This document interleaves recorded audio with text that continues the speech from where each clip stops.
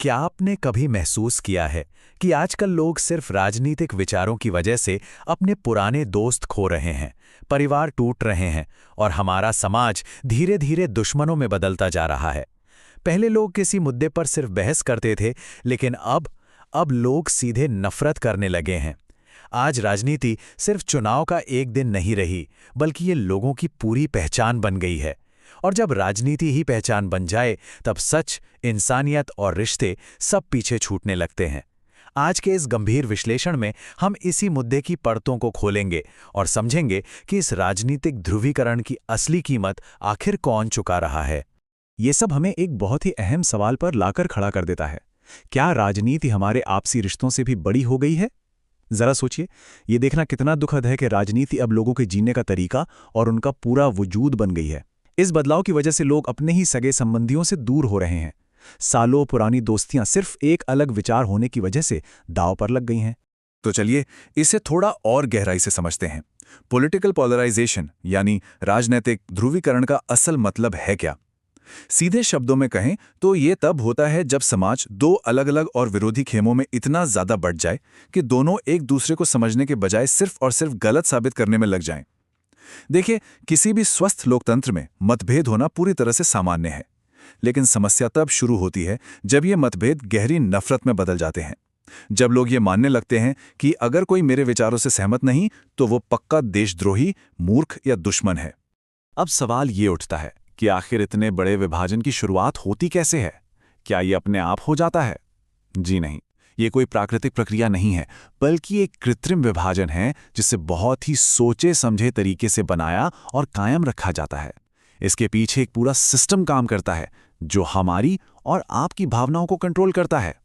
इस भारी विभाजन के पीछे मुख्य रूप से 3 बड़े कारण हैं जो जनता की भावनाओं के साथ खेलते हैं और समाज को लगातार बांटने का काम करते हैं। ये हैं डर की राजनीति, सोशल मीडिया के एल्गोरिथम और फेक न्यूज़ यानी प्रोपेगेंडा।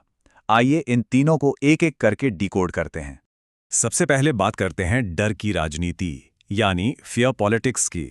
इसका सबसे बड़ा मकसद होता है लोगों के मन में खौफ पैदा करना। उन्हें बार बार ये बताया जाता है कि अगर विरोधी पक्ष जीत गया तो पूरा देश पूरी तरह से तबाह हो जाएगा।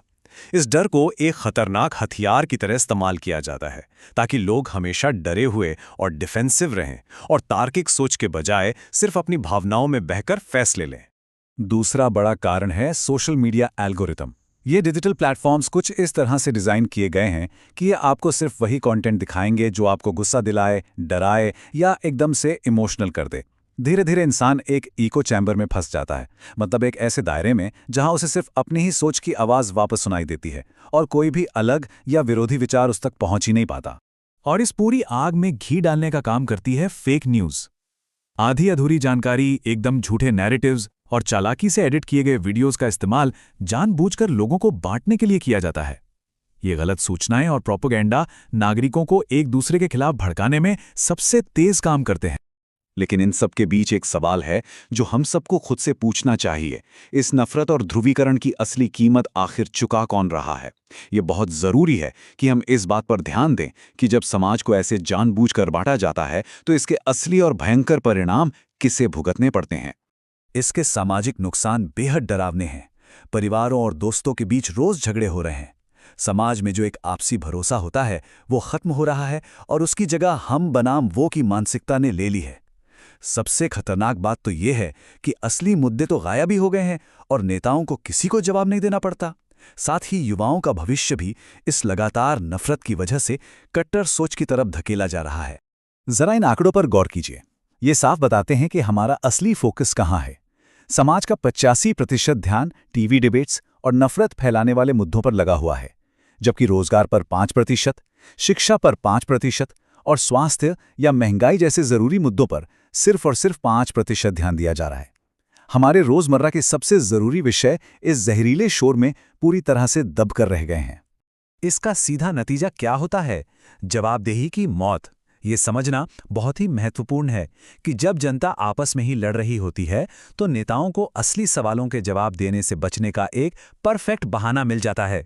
ये सिस्टमैटिक ध्रुवीकरण असल में राजनेताओं के लिए एक बहुत मजबूत ढाल का काम करता है ताकि वे अपनी वास्तविक जिम्मेदारियों से बहुत आसानी से बच निकलें। तो क्या इसका मतलब यह है कि मतभेद होना ही गलत है? क्या हमें कभी किसी बात पर असहमत नहीं होना चाहिए? बिल्कुल नहीं। लोकतंत्र में अलग अलग विचार होना बहुत जरूरी है, लेकिन हमें स्वस्थ बहस और अंधी नफरत के बीच के फर्क को समझना होगा। किसी से असहमत होना और किसी से नफरत करना, ये दो बिल्कुल अलग बातें हैं।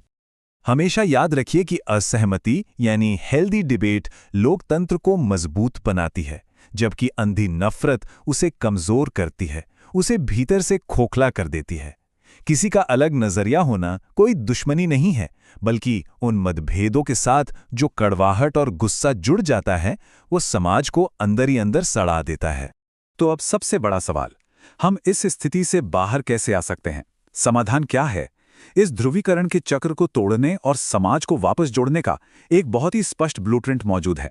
आइए देखते हैं कि ऐसे कौन से प्रैक्टिकल कदम हैं जिन्हें उठाकर हम अपनी लोकतांत्रिक अखंडता और अपने रिश्तों को बचा सकते हैं। इस नफरत के चक्र को तोड़ने के 5 प्रमुख कदम हैं। पहला, भावनाओं को भड़काने वाले हर वायरल कंटेंट पर सवाल उठाना। दूसरा, विरोधी विचारों को भी शांति से सुनना। तीसरा, यह सोचना कि इस बंटवारे से असल में फायदा किसे हो रहा है। चौथा, नेताओं को उनकी बातों से नहीं बल्कि उनके असल काम से जज करना। और पांचवा, जो सबसे अहम है, इंसानियत को हमेशा राजनीतिक विचारों से ऊपर रखना। इनमें से कुछ पॉइंट्स पर थोड़ा गहराई से विचार करते हैं। जो कंटेंट हमारी भावनाओं को भड़काता है वो सबसे तेजी से फैलता है, इसलिए हर उस चीज पर तुरंत भरोसा मत कीजिए जो वायरल हो रही हो। किसी भी ऐसी खबर या वीडियो पर रिएक्ट करने से पहले बस 1 मिनट के लिए रुकें और सोचें, कहीं इसे खास तौर पर आपको गुस्सा दिलाने के लिए तो नहीं बनाया गया। इसके साथ ही नेताओं से उनके असली काम की मांग कीजिए। उन्हें धर्म, जाति या नफरत फैलाने वाले भाषणों के आधार पर नहीं, बल्कि उनके द्वारा किए गए ठोस विकास के आधार पर परखें। समाज का ध्यान वापस उन मुद्दों पर लाना ही होगा जो वास्तव में देश की प्रगति तय करते हैं। क्योंकि अंत में एक बहुत ही कड़वी सच्चाई है जिसे हम सबको समझना होगा। राजनीति हमेशा बदलती रहती है, सरकारें आती हैं और चली जाती हैं, लेकिन अगर एक बार समाज टूट गया तो उसकी भारी कीमत हमारी आने वाली पीढ़ियों को चुकानी पड़ती है। किसी भी देश को सिर्फ बाहरी दुश्मन कमजोर नहीं करते, कभी कभी अंदर की नफरत और विभाजन समाज को हमेशा के लिए तोड़ देते हैं। इस बहुत ही जरूरी विचार के साथ हम आज के इस विश्लेषण के अंत में आते हैं। ये सोचने का समय है, क्या हमारे आसपास ये राजनीतिक ध्रुवीकरण लगातार बढ़ रहा है? और सबसे अहम बात, इस नफरत से बचने के लिए हमारा समाज क्या कर सकता है? क्योंकि सिर्फ आपसी समझ और इंसानियत के जरिए ही इस दूरी को मिटाया जा सकता है। इस चर्चा में शामिल होने के लिए बहुत बहुत धन्यवाद।